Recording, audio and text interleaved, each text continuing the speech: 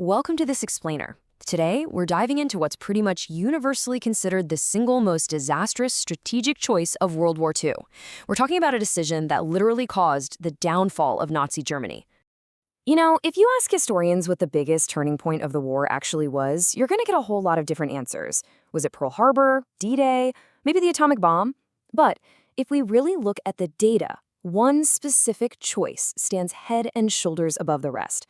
It's the one choice that set absolutely everything else into motion. And that decision, Operation Barbarossa. On June 22, 1941, Adolf Hitler made the monumental choice to invade the Soviet Union. By doing this, he launched the absolute largest military invasion ever attempted in human history. To really grasp why this single decision completely flipped the script of the entire war, we've got to look at exactly where the world stood right before it went down. Part 1. An unstoppable empire.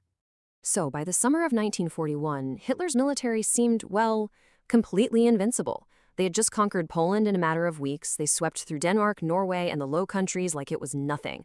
But the real shocker? France. Their supposedly elite army was defeated in just 6 weeks. And sure, they hadn't forced Britain into surrender despite months of brutal bombing, but the German army had absolutely earned a global reputation for overwhelming, terrifying power. Victory seemed inevitable, right? Part 2, the fatal choice and launch. So you might be wondering, why on earth would an already dominant empire risk absolutely everything? Well, Hitler's motives were this incredibly toxic mix of ideology and economics. First off, he had a deep ideological hatred of communism.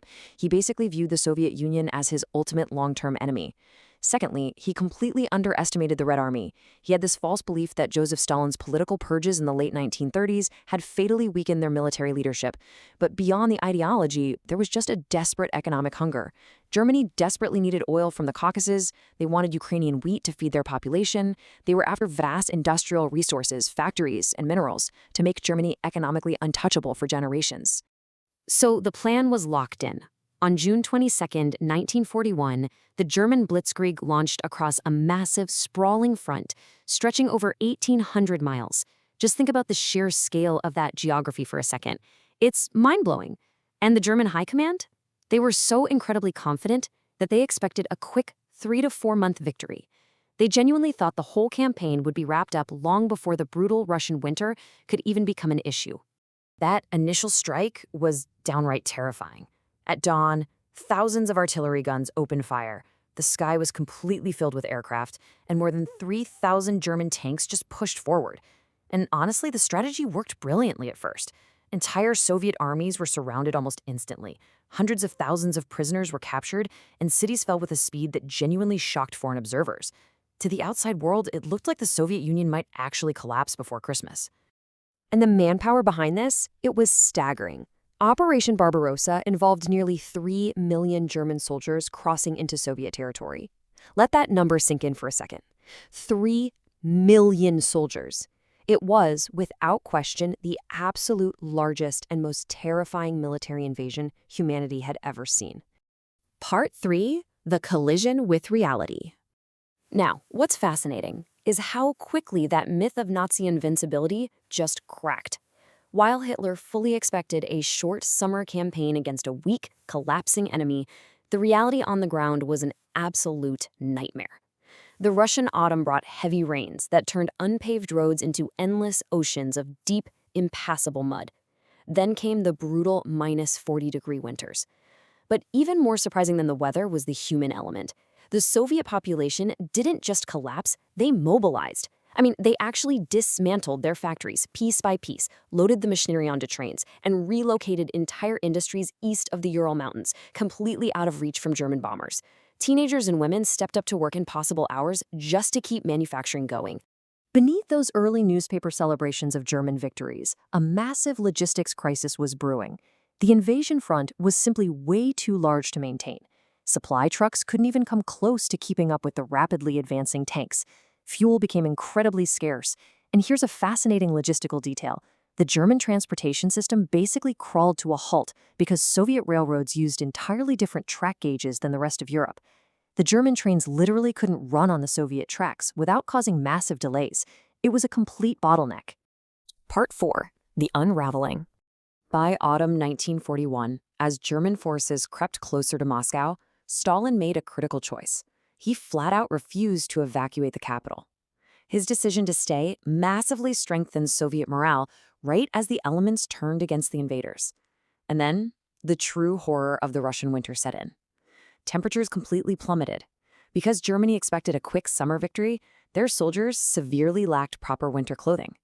Tank engines were freezing solid overnight, weapons completely malfunctioned. Thousands of soldiers suffered severe frostbite. And just as the German advance stopped inches from Moscow, fresh Soviet troops from Siberia, who were specially trained for winter warfare, launched a massive counterattack. This right here marked Germany's first major strategic defeat. After failing to capture Moscow, Hitler's absolute worst nightmare became a reality: a long, multi-front war. Just consider this industrial mismatch for a second. Germany suddenly found itself stretched completely thin, facing three industrial giants. You had Britain resisting by air and sea, the Soviet Union rapidly rebuilding its military in the east, and the United States turning out massive factory production of tanks and ships. Germany's economic strength simply could not match this combined industrial power indefinitely. There was just no way.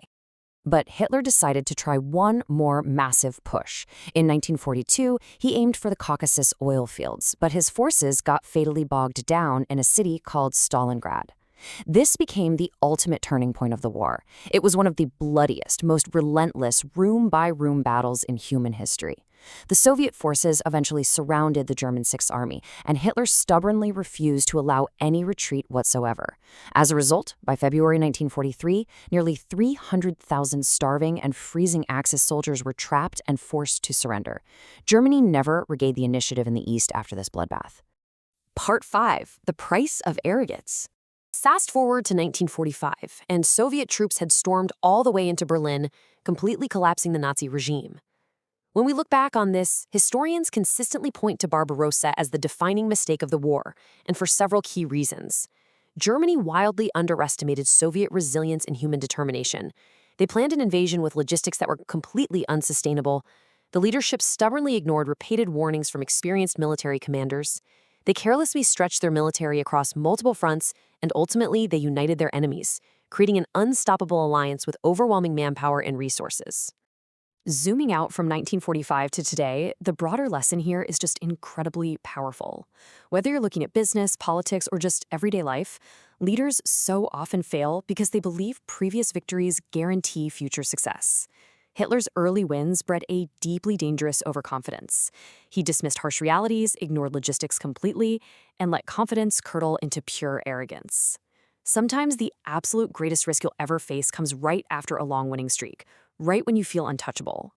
As we wrap up this explainer, I want to leave you with a thought that extends way beyond military history. Take a look at your own life or organization. Are you actually willing to question your own assumptions? Are you truly listening to the advisors around you and preparing for unexpected challenges? Or will you let unchecked hubris and overconfidence lead you blindly into your own disaster? History clearly shows us that one single decision can change the world. Make sure yours is grounded in reality. Thanks for joining me on this deep dive, and keep questioning the decisions that shape our world.